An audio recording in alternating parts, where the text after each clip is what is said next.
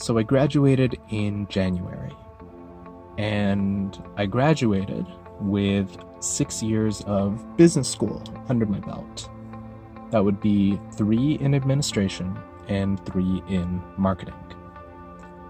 I was hired 1 month and 1 day after I graduated, and I'm very fortunate that I found a job like that. I work from home, I'm salaried full-time, and I work for a really cool company. A company that takes you to Ottawa for a 3-day summit just to say thanks and let you meet your coworkers. It's a cool company, and I feel as though everyone I've spoken to there really cares about you. They genuinely care about you, which is something that I've never really experienced in any other job I've worked. And I've worked a few jobs. But my job isn't perfect, and I'd say today was one of those days where that really hit me. I work phone support, so small business questions, marketing advice, there's site breaks, they call me. And for the most part, my job consists of working with small entrepreneurs, talking to them about how Facebook ads work or how best to advertise on social media, and it's really fulfilling. But occasionally, you get someone who just kind of ruins your day. And I think today was one of those days. So I work 7 to 3, and I work remotely, so I wake up at 6:50 most days, and I get done at 3:10. And I'm fortunate there's no commute or anything like that to deal with.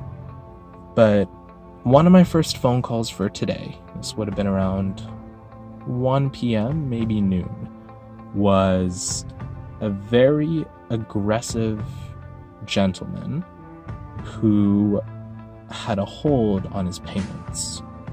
So how my company works is we process your payment, you can build an online store with us, and occasionally we may ask for further identification. This happened to me.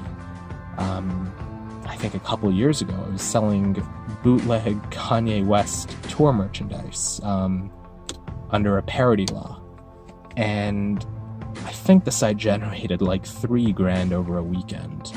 And on that Sunday, I was hit with a notice. We need you to upload either your business documents or a passport or something to just verify that you are a human being and these aren't scam orders. You're not laundering the money or anything like that.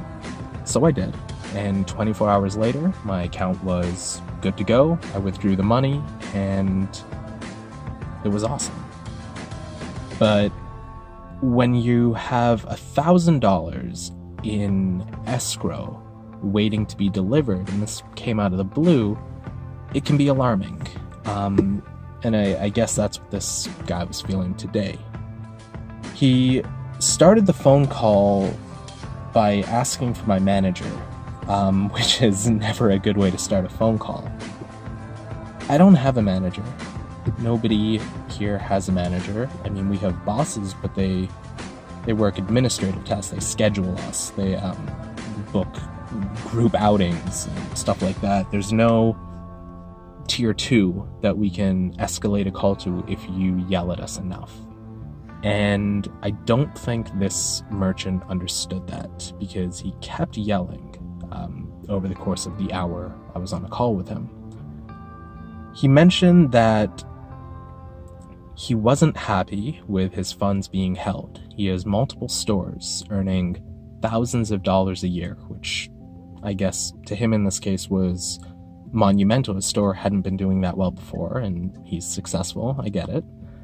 And he got very angry that we put his account on hold. Now, how this works is when we put your account on hold, you upload your passport, and somebody on one of our account integrity teams takes a look, checks out if you're a real person or not. They maybe run it through an algorithm, I'm not sure. And if you're good to go, they reinstate you, you get your money back in a couple of days, and all is well. We don't really have to worry about the people who are scams, because as soon as they see that, I think they know they've been caught. So this gentleman starts cursing, kind of out of nowhere, to begin the call, before I'd even barely said my name. And he demanded that our payments platform, if we are holding his interest, which is illegal, that we should be reimbursing him plus interest for holding his money. He kept insisting that we had no right to hold his money. We do.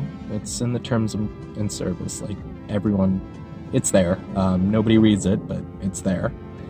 And I think he was trying to get me to transfer this call to a supervisor. But that's not an option here, so it's kind of on my own on this one. We get talking, and he is furious. His girlfriend's in the background. I think he told her to shut up, which put me in a bad mood to begin with. But he was very aggressive. I wouldn't go as far as borderline abusive, but damn near close. And for an hour, he threw out different legal terms. He may have been a lawyer, and mentioned how this is not okay, how he might sue us, and how our support is horrendous, how we can't do anything. He didn't have to make it personal, but I guess he was trying to get his point across, so it makes sense. And that was that. We went back and forth for about an hour. I helped him with a couple other issues, and by the end of the call, he seemed fine. He was kind of joking around. I think I diffused the situation. I've been here long enough. And all was well. He hung up the phone, and he went about his day. The issue, by the way, one of the products he was facing a chargeback on was an elephant pillow for babies, which I guess he's running a children's clothing store or home decor or something, I don't know. Definitely didn't strike me as the character to run something like that. But the phone hung up, he went about his day, problem solved, he was happy, but it kind of ruined mine.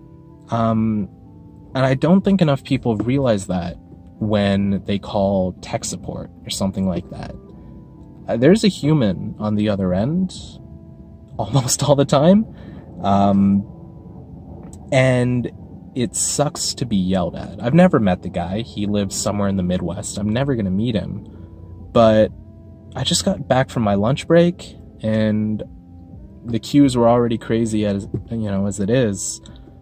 I wasn't expecting to be berated for an hour, but that is part of the job. And I don't see myself doing this job for a lot longer. Not because of him, but there are a couple calls I get every day from a large business or a small business, and they're asking me for advice on what to do with their site next. Maybe it's, I have all these really cool products, I make these homemade candles, but nobody's buying them. Or I've sunk $150 a day into Facebook ads and nothing's converted, and it's been 2 months. What do I do?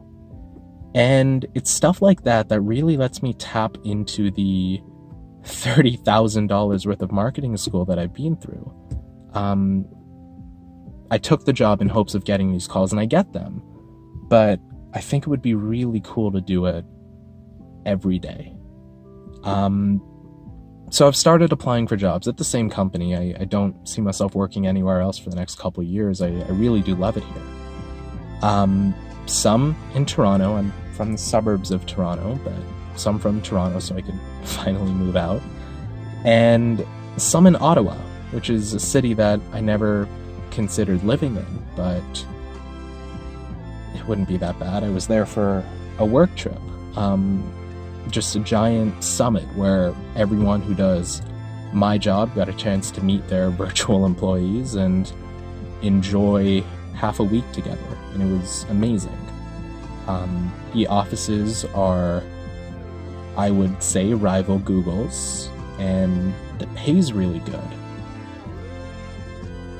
So if I got offered a job in Ottawa, or Toronto, or Vancouver, or really anywhere else in Canada, I think I'd take it.